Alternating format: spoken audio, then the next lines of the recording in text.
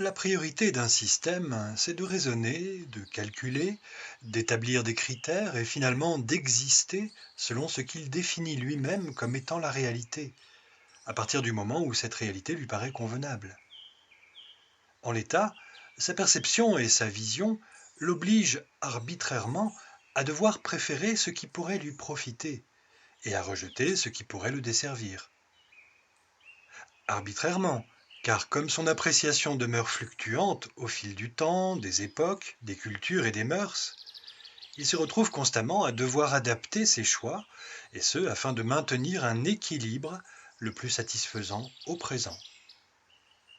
À bien y regarder, il s'agit donc plus d'une dynamique impulsive et craintive que d'une véritable recherche de stabilité absolue et pérenne. Et ça, c'est typiquement la façon de fonctionner de l'ancien monde. Et cela fait maintenant un certain temps qu'on observe ce petit manège sur la Terre. Un manège sujet à un constant déséquilibre angoissé, demeurant finalement très instable et donc très fragile, parce que vulnérable à la remise en question. Sans compter que l'équilibre des uns n'est pas toujours celui des autres, et que l'on voit même bien à quel point la notion d'équilibre des uns, faite de privilèges et d'impunité, peut malheureusement en venir à mettre à mal l'intégrité même de nombreux autres qui se retrouvent alors les laissés pour compte d'un petit jeu assurément hypocrite. La question est de savoir si cette façon de concevoir le monde aura pu un jour donner quelques véritables signes tangibles d'harmonie.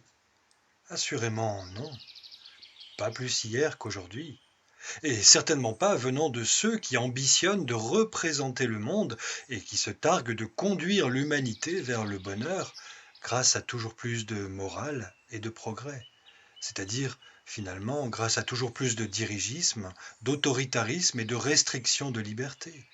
Bref, grâce à toujours plus d'asservissement, d'aliénation et par conséquent de déshumanisation. L'aboutissement de cette logique décidément inadaptée, on ne peut que le constater à travers les innombrables signes d'un non-sens et d'une violence toujours plus éclatants. On peut toujours se satisfaire momentanément d'un équilibre ou d'un autre, selon des données limitées et passablement subjectives, mais n'y a-t-il pas mieux à rechercher? Toujours ce problème de forme dépourvu du fond, en fin de compte. On peut volontiers changer de forme d'expérience dans le temps. Là n'est pas le problème. C'est même ce qui fait la richesse de l'expérience terrestre. Le problème, c'est le manque d'ancrage, l'absence de fond qui entraîne la dérive de la forme. Une forme devenant alors hasardeuse lorsqu'elle ne se définit plus que par elle-même, sans être sous-tendue par ce qui demeure stable et permanent, c'est-à-dire par un état d'être absolu, ou spirituel si vous voulez. Car le but du jeu, et c'est ce qui engendre précisément l'émerveillement, c'est de se percevoir faisant l'expérience de la forme, mais sans jamais perdre de vue qui l'on est véritablement par-delà même la forme. Par-delà toute forme d'ailleurs, puisque je suis est originellement une conscience, ou plus précisément un esprit doté d'une conscience qui ne peut s'identifier totalement à aucune forme, mais seulement s'exprimer à travers elle temporairement. Un peu comme un conducteur ne peut s'identifier à son véhicule, mais seulement faire corps avec, pour mener à bien sa course dans un temps imparti.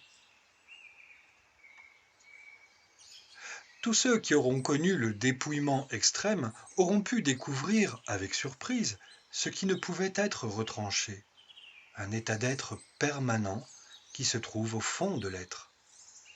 Cet état est absolu, indestructible et inaltérable. Il est la plénitude et l'harmonie. Il est ce que l'on appelle l'amour, cette vibration absolue qui organise parfaitement la vie, mais qui peut tout aussi bien engendrer l'injustesse et la disharmonie lorsqu'elle est voilée, inconsciente et immature. L'harmonie, c'est être à sa juste place, au juste endroit et au juste moment, et cela au sein d'un juste tout. C'est incarner et exprimer le reflet de la justesse du fond. sans volontarisme, sans calcul, sans angoisse à devoir juguler, seulement dans l'évidence de ce qui doit être, dans l'évidence de ce qui anime profondément. On pourra établir un point de départ significatif de l'ère du Nouveau Monde dès lors que la préoccupation de l'harmonie prendra le pas sur celle de l'équilibre. Car derrière la recherche collective d'harmonie se cache non seulement le fond du véritable soi, mais également la réalité de l'unité, celle vers laquelle nous nous dirigeons inexorablement par-delà l'inquiétude que suscite encore la dangerosité de notre immaturité de conscience et ses conséquences souvent préjudiciables. Dans cette histoire, il n'y a même pas à s'insurger contre un système qui ne peut tout simplement pas être en capacité de favoriser une véritable émancipation de l'être. Il y a juste à le délaisser.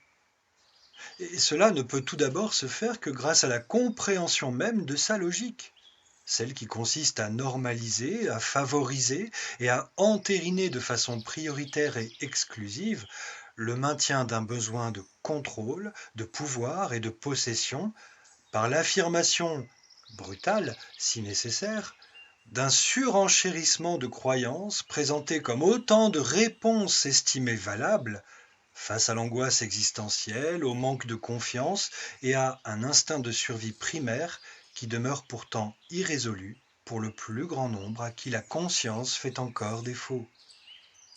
C'est cette tendance jugulatrice maladive qui aura fort malheureusement pris le dessus de façon irrépressible, générale et chronique jusque-là.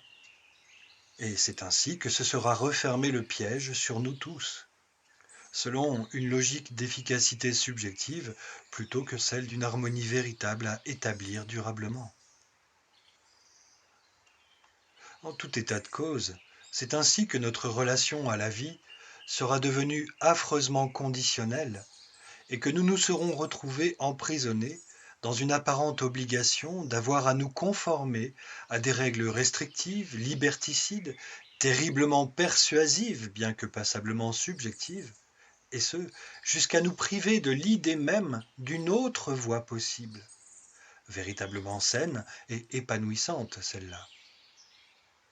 Et tant que nous ne regarderons pas les choses en face, tout système ne cessera de se refermer sur nous en nous affirmant avec la plus grande conviction que tout autre choix, contraire à ses propres intérêts, pourrait forcément représenter une folie catastrophique pour tous.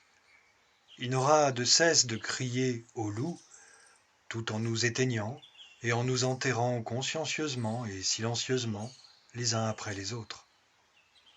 Raison pour laquelle nous avons à lui tourner définitivement le dos afin de concentrer notre attention et notre énergie sur ce qui représente le véritable reflet harmonieux et paisible de notre être révélé.